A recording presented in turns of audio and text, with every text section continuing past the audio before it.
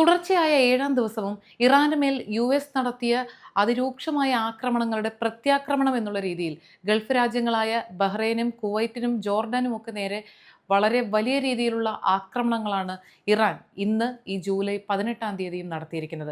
അതിൽ തന്നെ കുവൈറ്റിൽ നിന്നാണ് സാരമായ പ്രശ്നങ്ങൾ റിപ്പോർട്ട് ചെയ്യുന്നത്. ഇന്ന് കുവൈറ്റിന് നേരെ ഇറാൻ നടത്തിയ വ്യോമാക്രമണത്തിൽ കുവൈറ്റിൻ്റെ ഒരു പ്രധാന ഓയിൽ ഫെസിലിറ്റിക്ക് നാശനഷ്ടങ്ങൾ സംഭവിച്ചതായി കുവൈറ്റിൻ്റെ ഔദ്യോഗിക വാർത്താ ഏജൻസി കുവൈറ്റ് പെട്രോളിയത്തെ ഉദ്ധരിച്ചുകൊണ്ട് സ്ഥിരീകരണം നടത്തിയിട്ടുണ്ട്. ഈ സംഭവത്തിൽ നിരവധി ആളുകൾക്ക് പരിക്കേൽക്കുകയും കുവൈറ്റിൻ്റെ എണ്ണ കയറ്റുമതിയെ തന്നെ സാരമായ രീതിയിൽ ബാധിക്കുന്ന തരത്തിൽ അവിടുത്തെ ഫെസിലിറ്റിക്ക് നാശനഷ്ടങ്ങൾ സംഭവിച്ചതായും വിവരങ്ങൾ പുറത്തു വരുന്നുണ്ട്. അവിടുന്ന് എമർജൻസിയായി ആളുകളെ ഒഴിപ്പിക്കുന്ന ഒരു സാഹചര്യം ഉണ്ടായിട്ടുണ്ട്. ഇന്ന് രാവിലെ തന്നെ കുവൈറ്റിലെ പ്രധാനപ്പെട്ട ഒരു വൈദ്യുത നിലയത്തിനും ജലശുദ്ധീകരണ പ്ലാന്റിനും നേരെ ഉണ്ടായ ആക്രമണത്തെക്കുറിച്ചുള്ള റിപ്പോർട്ടുകളും നേരത്തെ തന്നെ വന്നിരുന്നു. ഈ സംഭവത്തെ തുടർന്നുണ്ടായ തീപിടുത്തം തുടർച്ചയായ 6 മണിക്കൂർ നീണ്ട ഫയർ ഫൈറ്റിംഗ് ഓപ്പറേഷന് ശേഷമാണ് നിയന്ത്രണ വിധേയമാക്കിയതെന്നും വിവരങ്ങൾ പുറത്തു വരുന്നുണ്ട്.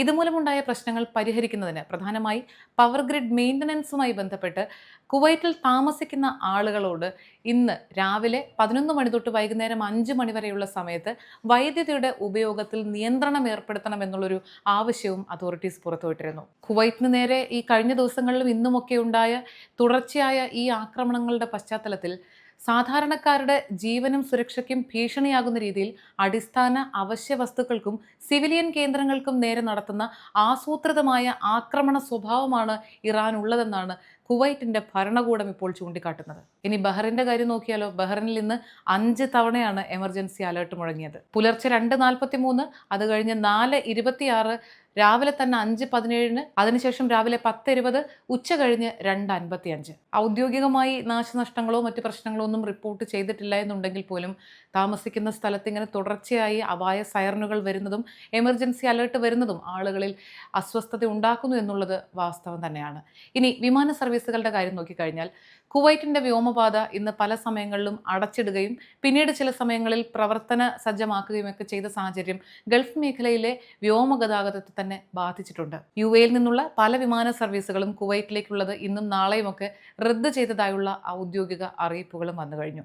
എമിറേറ്റ്സ് പറയുന്നതനുസരിച്ച് നാളെ ജൂലൈ 19-ാം തീയതി ഞായറാഴ്ച എമിറേറ്റ്സ് ദുബായിൽ നിന്നും ഓപ്പറേറ്റ് ചെയ്യുന്ന കുവൈറ്റിലേക്കുള്ള 4 വിമാനങ്ങൾ അങ്ങോട്ടുള്ളത് ക്യാൻസൽ ചെയ്തു. കുവൈറ്റിൽ നിന്ന് ദുബായിലേക്കുള്ള എമിറേറ്റ്സിൻ്റെ 4 വിമാന സർവീസുകളും നാളത്തേത് ക്യാൻസൽ ചെയ്തിട്ടുണ്ട്. എത്തിഹാദ് എയർവേസിൻ്റെ കാര്യം നോക്കിക്കഴിഞ്ഞാൽ അബുദാബിയിൽ നിന്ന് കുവൈറ്റിലേക്കുള്ള ഇന്നത്തെ 2 ഫ്ലൈറ്റുകളുടെ കാര്യമാണ്. അത് റദ്ദ് ചെയ്തതായി ഒഫീഷ്യലി അറിയിപ്പില്ലെങ്കിൽ പോലും റീസ്കെഡ്യൂൾ ചെയ്ത സമയം പുറത്തുവിട്ടിട്ടുണ്ടായിരുന്നില്ല. അതുകൊണ്ട് തന്നെ അവൈറ്റിംഗ് അപ്ഡേറ്റ് എന്നുള്ളൊരു സ്റ്റാറ്റസ് ആണ് കാണിച്ചുകൊണ്ടിരുന്നത്.